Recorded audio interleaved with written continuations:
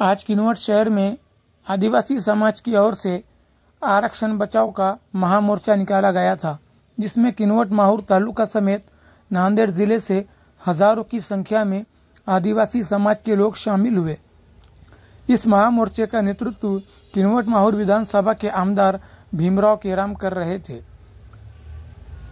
मोर्चे की रैली के बाद इस रैली का रूपांतर सभा में हो गया, जिसके बाद किनवट के सहायक जिलाधिकारी को एक निवेदन भी दिया गया। निवेदन देने के बाद किनवट माहौर विधानसभा के आमदार भीमराव केराम ने इंटरव्यू देते हुए आरक्षण बचाओ महामोर्चे के बारे में क्या कहा, आइए देखते हैं। मोर्चा 2 सप्टेंबर रोजी महाराष्ट्र शासनाने मराठा समाजाचे नेते जरांगे पाटील यांच्या मागणीनुसार राज्यातल्या मराठा बांधवांना हैदराबाद गॅजेटच्या नुसार कुणबी जातीचे दाखले देण्याच्या संदर्भामध्ये जो काही शासन निर्णय पारित केलेला आहे त्याचा संदर्भ घेऊन संपूर्ण राज्यभरामध्ये आदिवासीचा कुठल्याही प्रकारचा संबंध नसताना किंवा आदिवासींचे त्यांचा नामसाधर्म्य पदाचा कुठल्याही पदाचा आधारही नसताना काही गैरजमातीच्या लोकांनी आम्हाला आदिवासीमध्ये समाविष्ट करा अशा पद्धतीची मागणी घेऊन तालुक्याच्या स्तरावर, जिल्ह्याच्या स्तरावर, विभागावर आर्थिक सुबत्ता असल्या कारणाने त्या भागातल्या लोकप्रतिनिधींचे समान पत्र त्या ठिकाणी मिळवून, ज्याला फोटो पेस्ट असं कापी म्हणतो आपण, ते पत्र,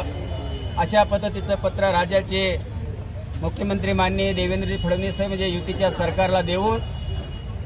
आम्हाला आदिवासीमध्ये समाविष्ट करा अशा पद्धतीची मागणी घेऊन या ठिकाणी मोर्चा आणि आंदोलन करत आहेत। त्यामुळं संपूर्ण राज्यभरामध्ये आणि विशेषतः या किनवट माहूर भागामध्ये सुद्धा आमच्या आदिवासी बांधवांमध्ये, या मूळ आदिवासींमध्ये भयभी अशा पद्धतीची परिस्थिती निर्माण होऊन त्या ठिकाणी आमचे माणसं संभ्रमित या ठिकाणी झालेले आहेत। आणि ही मागणी बांधवांना आपल्या मार्फत तुम्हाला सांगायचं आहे, हे आज हैदराबाद गॅजेट लागू झाल्यानंतरच ते मागणी करतात अशातला भाग नाही। या देशामध्ये भारतीय संविधान 1950 मध्ये विश्वरत्न डॉक्टर बाबासाहेब आंबेडकरांनी लागू केल्यानंतर ज्या परिशिष्टामध्ये महाराष्ट्र राज्याचा जर विचार केला तर त्याच्यामध्ये आमच्या ज्या 47 जमाती आहेत त्याच्यामध्ये कुठल्याही प्रकारचा याचा असणारा सूत्रांमी त्या ठिकाणी संबंध नसताना अनेक वेळा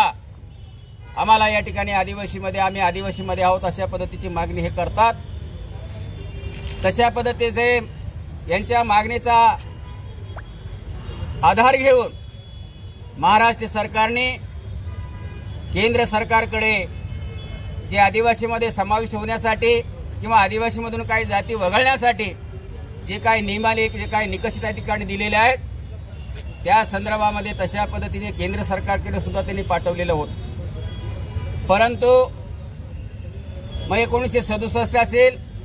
1966 असेल किंवा 1977चा जो आधार असेल, जे 76चे अमेंडमेंट झाले या काळामध्ये,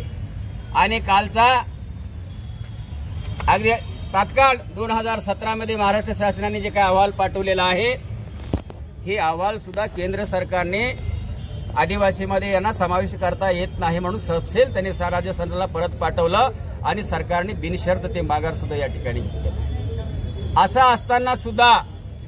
केवळ आणि केवळ अतिशय मागासलेला, दुबळा आणि गरीब, अशिक्षित आणि अज्ञानी असलेल्या आदिवासी माणसावर अतिक्रमण करता येईल काय अशा पद्धतीचा वेगवेगळ्या लोकप्रतिनिधीच्या माध्यमातून दबाव निर्माण करून सरकारला या आदिवासीमध्ये समावेश होण्यासाठी हे प्रयत्न करतायत। आणि म्हणून याच्या विरोधामध्ये आज किनवट माहूर भागातील संपूर्ण मूळ आदिवासी, सकल आदिवासी समाज बांधवांनी हा आरक्षण बचाव अशा पद्धतीचा असणारा आक्रोश मोर्चा या ठिकाणी आयोजित केलेला आहे। आणि या मोर्चाच्या माध्यमातून आतापर्यंत ज्या पद्धतीने त्यांनी प्रयत्न केले ते सगळेच्या सगळे या ठिकाणी निष्काम ठरलेले आहेत आणि कुठल्या प्रकारचे त्यांनी कशामाने बसत नाहीत। तरी सुद्धा जाणीवपूर्वक आदिवासींना या ठिकाणी वेठीस धरण्याचं काम हे लोक करतात। हे याचं सरकारने या ठिकाणी नोंद घेतली पाहिजे आणि कुठल्याही गैरजमाती माणसांना या आदिवासी मतामध्ये समाविष्ट करता कामा नये हा मूळ मागणी याची घेऊनच या ठिकाणचा हा मोर्चा या ठिकाणी आम्ही आयोजित केलेला होता आणि मोठ्या संख्येने समाज बांधव या ठिकाणी आलेले आहेत। त्यांचे प्रतिनिधी म्हणून या भागामध्ये काम करणारे सर्व आमचे ज्येष्ठ नेते या राज्याच्या मुख्यमंत्र्याला निवेदन देण्यासाठी या विभागाचे उपविभागीय अधिकारी यांना हे निवेदन आम्ही या ठिकाणी दिलेलं आहे। त्यासोबतच या महायुतीच्या सरकारमध्ये जे काही अन्य मागण्या आमच्या लोकांनी या ठिकाणी केलेल्या होत्या, सर्वोच्च न्यायालयामध्ये जो निर्णय झाला आमच्या मूळ आदिवासींचे 12,500 जे काय नोकऱ्याच्या संदर्भामध्ये अनुशेष आहे त्याची भरती करण्याच्या संदर्भामधला, राज्यपालाच्या वटहुकुमाच्या नंतर 17 संवर्गाची भरती करण्याच्या संदर्भामधला जो विषय होता, काय आश्रमशाळांमध्ये शिक्षकांची थोडीशी कमी आहे त्या भरतीच्या संदर्भामधला जो विषय होता,